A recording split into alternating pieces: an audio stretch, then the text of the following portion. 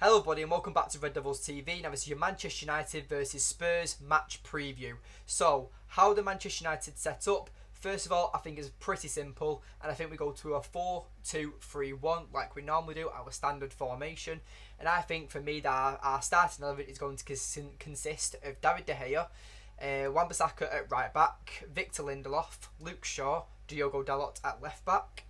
And then it's going to be Casemiro and Fred, as well as Sabitzer, I think, as that number 10. I don't think Bruno plays as he is apparently injured. I don't know if Bruno is going to play tonight against Spurs, but if he does, I mean, I'm not going to be opposed to it, but I do think that he should sit this game out. I do think that this is the first game in Bruno Fernandes' career, or maybe second game, throughout that he's missed a game throughout injury and not suspension. So that's absolutely incredible. In my opinion, that just shows what type of player he actually is. And Bruno Fernandes, obviously, we know how high of a pedestal we hold him on this channel.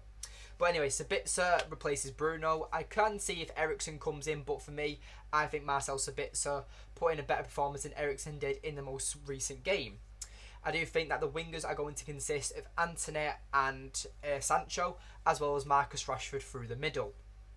Anyway, the tiredness from the Brighton game. Now, this could be something that could end up being one of our weaknesses, and it could bite us back in the backside almost. Because for me, majority of the players who are probably going to play tonight played 120 minutes, which is a long longevity of actually playing football, and in such an intense game and going down to the wire, you're going to be knackered. And obviously Bruno Fernandes did pick up an injury from that game.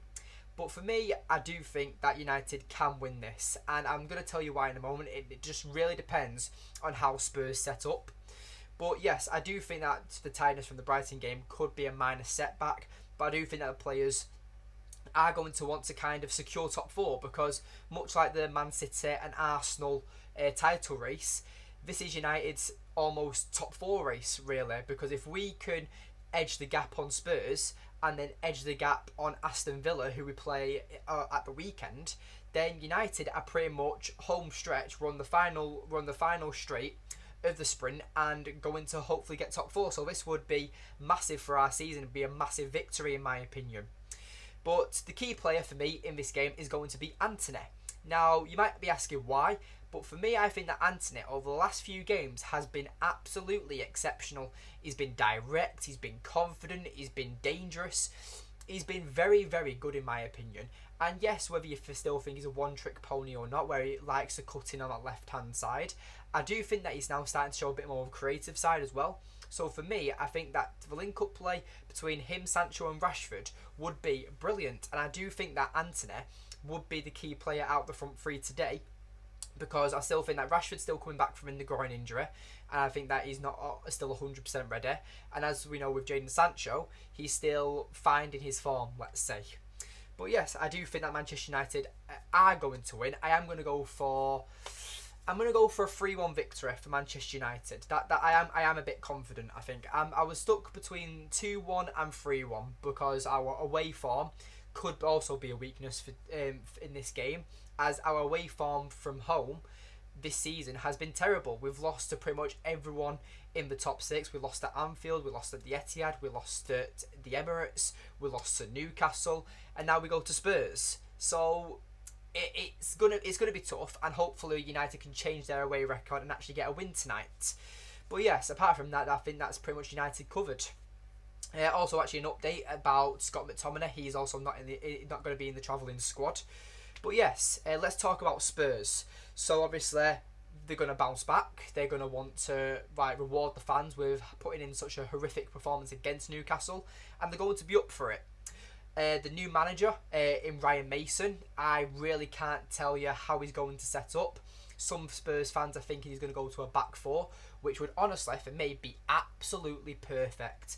Because if he did, I think that United will absolutely batter him. That's when my score prediction changes to about 3-1 to about 4-1, because I know it's only a one goal difference, but I think that's the game that United absolutely dominates at.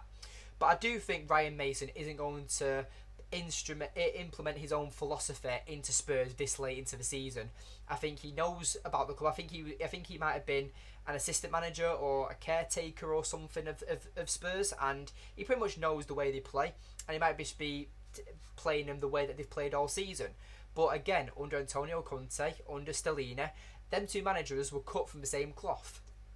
And they're the type of managers who play the same brand of football. Will Ryan Mason play that same brand of football tonight? I'm not too sure. But for me, I do think that with Ryan Mason, he is quite unpredictable. But I do think as well that it's quite obvious that they are probably going to go to a system that the players are used to, whether it's a back three or a back five. But with Spurs fans talking that the possibility of a back four, they'd actually prefer that. I think you're delusional. I think that you are that desperate to see a change. United will absolutely batter Spurs if that happens, because if Pedro Porro and Perisic play as the fullbacks, they're defensively not good enough. Perisic is an attacking wing back. He's been pretty much a winger his entire life, but as he's gotten older, he's had to drop back to more of a wing back. And Pedro Porro's shite. He's absolutely garbage. And people think, and Spurs fans hype him up. I think he's absolutely crap. And some Spurs fans have said the likes of Tanganga can play there, or Ben Davies can play at left back. That's what would help the back four out more. But still, you've still got Eric Dyer, Ben Davies, Tanganga, and Romero. I think Romero is probably the only good centre half out of the four there. And maybe you could put in Langley, but I still don't rate him. I don't think Spurs have got a very good defence, and that's why throughout Antonio Conte's time as Spurs manager, he played very defensive. Same how Stellini played, but obviously we don't know how Ryan Mason's going to play. But like I said, the weakness for me is going to be Pedro Porro. I don't think he's a very good fullback, and I think that Rashford or Sancho, whoever plays on the left-hand side, would have an absolute field day. Another weakness for me for Spurs is going to be Heung-min Son. I mean, he's not been at the races. I mean, he was joint top goal scorer last season. He's absolutely fell off this season. He's not been playing well. He doesn't track back enough, and that relationship between him and Harry Kane seems to not be as fierce as it once was. I do honestly think Kulusevski is more of a threat than Son, and I don't rate Kulusevski, so I do think that Heung-min Son is going to be completely out of the game in this game. You watch, he'll score on us. But I honestly think that Heung-min Son is going to be a weakness in this game. And another weakness, like I've already said, the 4-2-3-1 or a back four almost, because I think that, one, they'd get absolutely dominated, and when United would go on the front foot, they would lose the midfield battle because United's midfield battle is absolutely brilliant. And the strike force, apart from Harry Kane, they haven't got any better forwards than us right now, in my opinion. So that's how I think that their weaknesses are. As well as, obviously, I've already mentioned of Perisic, he needs to be playing as a left wing back. But if he was to play as a full left back, I think that he would struggle massively, especially against Antony. Perisic is a very fast fullback, especially for his age. But defensively, his defensive awareness, his tackling ability isn't up to scratch. And for me, he is a bang average left back. Probably even, if you was to justify him as a left back, I 100% would put him not even in the Championship or relegation side in the Championship. And if you made him English and called him Scott Jackson or something, then he would be worth about 600,000 minimum. Maximum, should I say. But anyway, the strengths for Spurs, I do think, is obviously the bounce back. They are going to be up for this game. They are at home. And a weakness for United is their away form. And here's a stat for you. In Spurs' last, I think it's 100 home games, it's never ended goalless. It's never ended a 0-0. So make that do with what you want. That Spurs are always going to score, or they don't score. I really don't know, but it's not going to end a 0-0 is what I'm going to say. So that's something we could look out for. But yeah, the strengths, in my opinion, are probably going to be Harry Kane and maybe Christian Romero.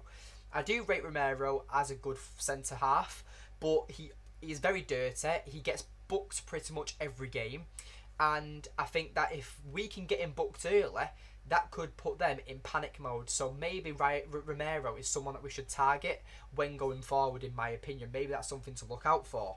And obviously, another strength being Harry Kane. We know how good he is. He's having an absolute exceptional season this season.